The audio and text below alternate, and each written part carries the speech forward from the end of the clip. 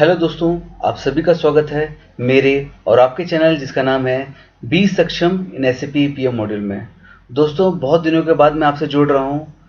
उस ये जो छोटा सा जो समय जो ड्यूरेशन जो गुजरा है बीच के सेशन का, उसमें मैंने बहुत सारी चीज़ें जो बेसिकली आपको क्या है बताई नहीं जाती, या क्या होता है अगर आप मीडियम स्टेज से या अर्ली स्टेज से चालू करते हैं अपने करियर को कंपनी में, तो आपको बहुत सारी चीज़ें जो ना घुमाती है, दिमाग घुमाती है।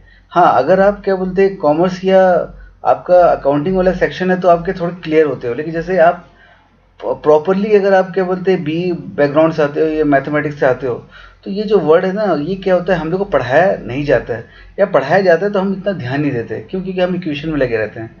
तो दोस्तों, आज का जो टॉपिक है उसमें हम ये जानेंगे कि एसएपी पीएम मॉड्यूल में आपका असेट क्या होता है और लाइबिलिटी उसकी क्या होती है। ठीक है, जैसे मैंने एग्जांपल एक सिंपल सा दिया है, बहुत अच्छी कहावत है दोस्तों।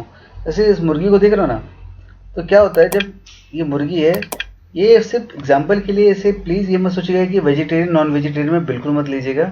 ये सब एक मुहावरा है। बोला जाता है कि जो घर में जो चिकन बनता है तो उसमें कई बार लोग कमेंट करते हैं कि यार ये मुर्गी से ज़्यादा तो मसाला महंगा है।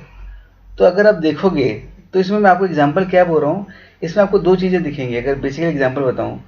तो सबसे बड़ी चीज़ क्या है, जो एसेट है, जो इस पूरी चीज़ में जो प्रोसेस में जो एसेट होता है वो कहता है मुर्गी होता है।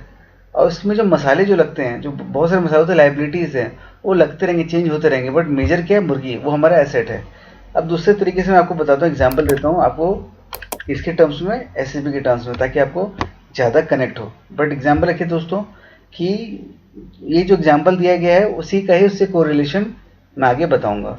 ठीक है, तो दोस्तों क्या होता है कि अगर मैं आपसे बात करूं तो आप देखोगे कि आपका जो रहता है प्लांट में, जैसे ये असेट हो गया, ठीक है ना, असेट हो गया, ये बड़ा स्लो टाइप हो रहा है तो सबसे बेस्ट तरीका है मैं लिख दूं मैं, ठीक है ना।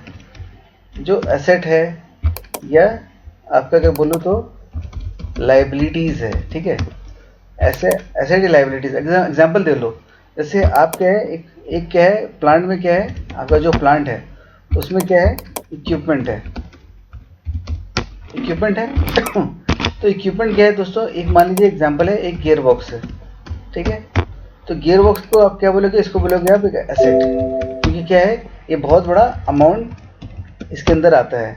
किसका अमाउंट आता है, आपका पूरा का पूरा एक यूनिट है जो एक ओईएम ओरिजिनल इक्विपमेंट मैन्युफैक्चरर ने बनाया है और आपको क्या है प्रोवाइड किया। तो क्या गियर बॉक्स क्या हो गया, आपका एसेट हो गया। समझ रहे हो, सिंपल सा है। इक्विपमेंट किसको कहते हैं, ये अगर आपको जानना है तो मेरे चैनल में इसके बारे में डिफाइन किया है कि इक्विपमेंट किसे कहते हैं। प्लांट के बारे में भी मैंने बताया कि प्लांट कैसे बनाना है, ठीक है। चलो फर्दर बात करते हैं। अब जो गियर बॉक्स है, गियर बॉक्स के अंदर में क्या लगेगा दोस्तों, डेफिनेटली गियर्स लगेंगे। दूसरा क्या लगेगा, आपका शाफ्ट लगेगा। इसके अलावा क्या लगेगा, आपका एंड कवर्स लगेगा, ठीक है ना। उसके अलावा क्या लगेगा, बेयरिंग लगेगा। इसके अलावा क्या लगेगा, ऑयल लगेगा। इसके अलावा और क्या लगेगा, प्रिवेंटिव सर्विस लगेगा। इसके अलावा एक सबसे बड़ा चीज़ क्या लगेगा लास्ट में, ओवरहॉलिंग अब मैं दोस्तों फिर से बोल रहा हूँ कि अगर मैं बोलूँ तो आप ये देख रहे हो कि हमारा जो इस ओके, अगर मैं बता रहा हूँ कि एग्जांपल बोल रहा हूँ कि जो मेरा इक्विपमेंट है, जो एक मुर्गी है, ठीक है ना, उसमें आप नोटिस करोगे कि आपका जो क्या बोलते हैं,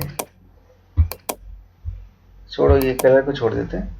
तो आपकी जो मुर्गी है, जो इक्विपमेंट है, उसमें मेंटेन करने के लिए आपको क्या क्या चीज़ मेंटेन करना पड़ रहा है, आपको ऑयल उसमें मेंटेन करना पड़ रहा है, ठीक है ना, ऑयल भी डालना है, आपको गियर भी रिप्लेस करना है टाइमली, शॉक भी कभी वियर आउट हो सकती है, एंड कवर भी डैमेज हो सकता है, बेरिंग रिप्लेस होती रहती है कंटिन्यू, ठीक है ना। उसके अलावा क्या है आपका, अगर आपको ओवरहॉलिंग आपको करना है, आपको प्रिवेंटिव मेंटेनेंस करना है समझ रहे हो।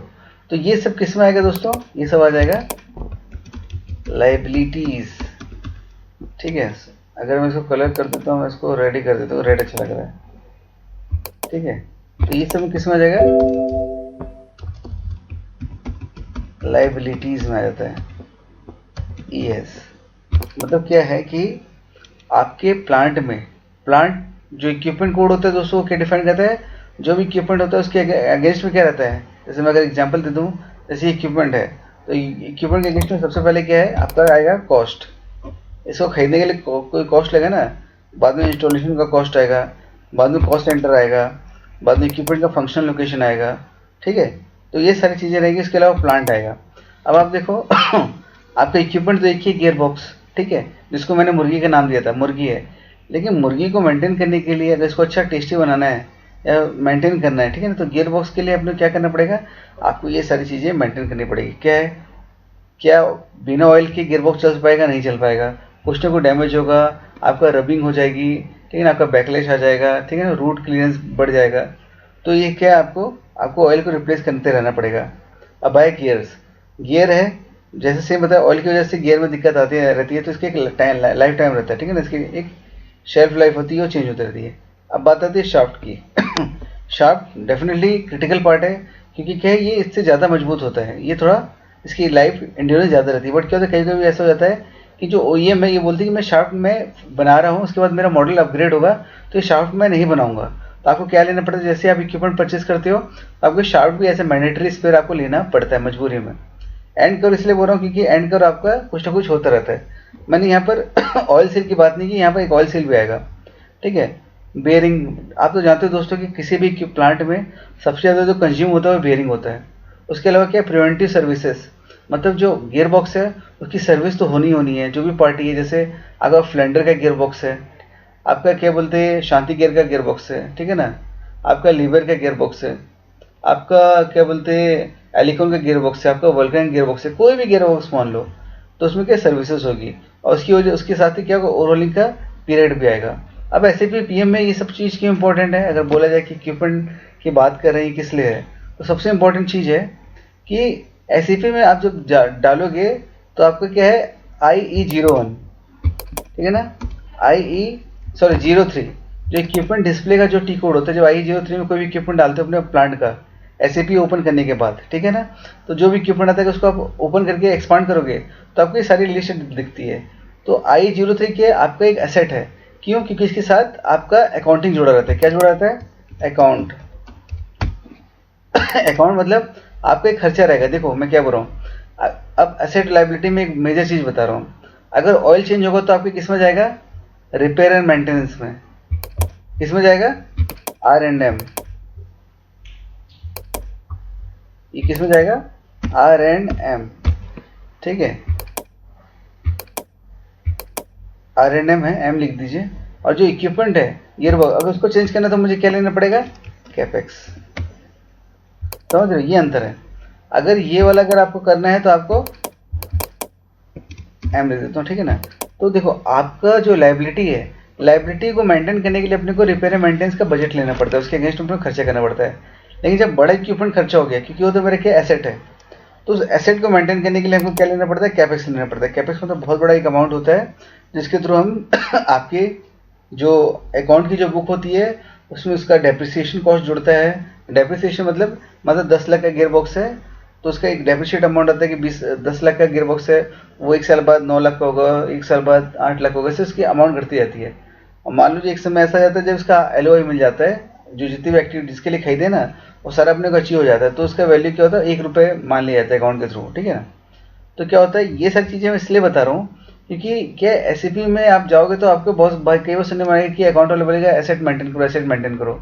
तो जो इक्विपमेंट होता है वो इक्विपमेंट ही आपका क्या होता है, एसेट होता है। क्लियर कट बता रहा हूँ, आपका जो इक्विपमेंट होता है वही एसेट होता है। उस एसेट का एक इन्वेंट्री नंबर होता है, जो इन्वेंट्री नंबर आपको मेंटेन करना पड़ता है एज पर द अकाउंट, जो अकाउंट बुक होता है उसके थ्रू, ठीक है। जिसको अगर इसमें कोई भी चीज़ गड़बड़ होती है, कोई भी चेंज करना होगा, कि मेन इक्विपमेंट को चेंज करना होगा, तो उसके लिए अपन क्या लेंगे, कैपेक्स लेंगे, ठीक है। देखो कैपेक्स दिखा ना ये वाला।